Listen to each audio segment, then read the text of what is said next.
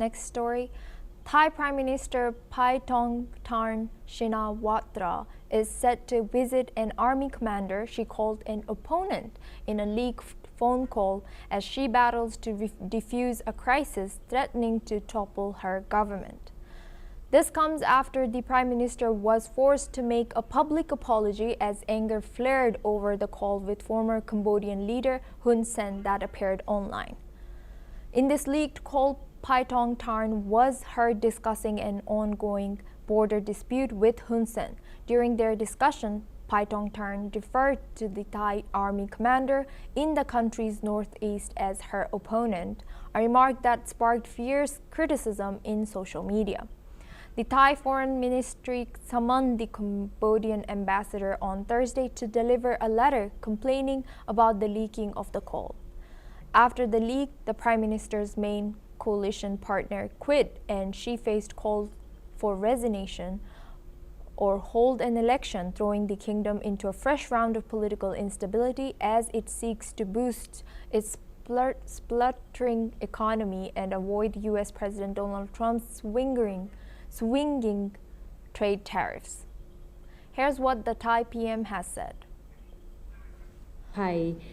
พี่น้องประชาชนนะคะคนไทยทุกๆคนที่มีในเรื่องของกรณีที่มีคลิปเสียงหลุดออกมาระหว่างที่ดิฉันคุยกับผู้นำทางกัมพูชานะคะก็จริงๆเป็นเรื่องประเทศไทยค่ะเพื่อมายื่นหนังสือประท้วงนะคะเพื่อแสดงความผิดหวังอย่างยิ่งต่อการกระทำของผู้นำกัมพูชาค่ะอันนี้จริงๆทั่วโลกไม่มีใครทำแบบนี้นะคะที่ผู้นำคุยกันไม่ว่าจะเป็นประเทศใหญ่ๆที่มีการตกลงกันหรือมีการพูดคุยเจรจาใดๆเนี่ยรัฐบาลไทยนะคะก็กับกองทัพนะคะก็ขอแสดงความรับผิดชอบในเรื่องของการปกป้องอธิปไตยนะคะที่เรากำลังดูแลร่วมกันนะคะแล้วก็ขอยืนยันอีกครั้งว่าทางรัฐบาลกับกองทัพเองเป็นหนึ่งเดียวกันก็อยากให้พี่น้องประชาชนเป็นหนึ่งเดียวกับเราด้วยนะคะภาย Now we have guests joining us for this discussion. Ross Feingold, he's a political analyst joining us live from Taipei. Thank you, Ross, for joining us today. Welcome to NewsX World. How damaging is the leaked call for Prime Minister Shinawatra's credibility, particularly within Thailand's powerful military establishment, according to you?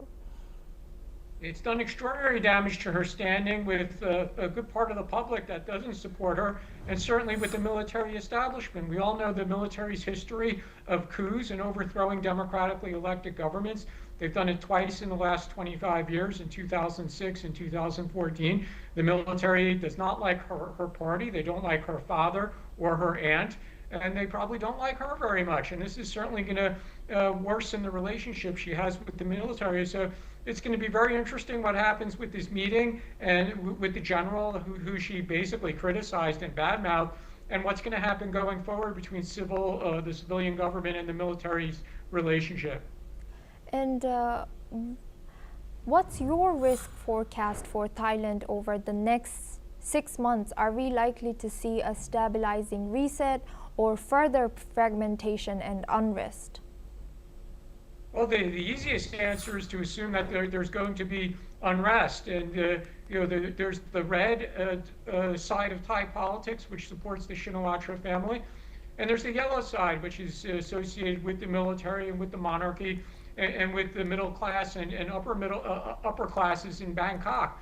And they've had dueling protests break out numerous times over the past 25 years, and it's certainly very possible that those kinds of protests can break out again. And now from a Taiwan perspective, or your perspective, what lessons does this crisis offer about managing civil-military relations and foreign policy leaks in volatile political environments? Yeah, that's a great question, because the elected government's relationship with the military differs significantly across different countries here in East Asia. But again, one country where the military has repeatedly played an outsized role in politics, including by launching numerous military coups, is Thailand. So if there was one institution she shouldn't offend, it's the monarchy. And if there's a second institution she shouldn't offend, It's the military. And she's gone and offended the military. And this is a really dangerous situation for her to be in unless she can find a way to patch up that relationship, which we'll have to wait and see whether she's able to do that.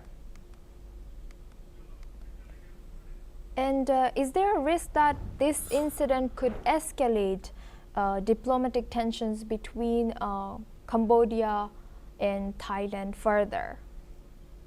Yeah, that's also a very good question. It seemed that after the tension shot up a few weeks ago, that both sides had military to military discussion, and both sides had agreed to a pullback. Then Cambodia said they were going to pursue this in the International Court of Justice, which Thailand doesn't recognize. And then they had the call between Paetongtarn and Hun Sen, which was supposed to be an ice-breaking movement because her family does have a good relationship with Hun Sen, but now it's blown up because of the leak and how she described the general. So if we wanted to be conservative, we'd have to assume that tensions are going to continue to be high between Thailand and Cambodia, and certainly tourists should probably stay away from the border regions.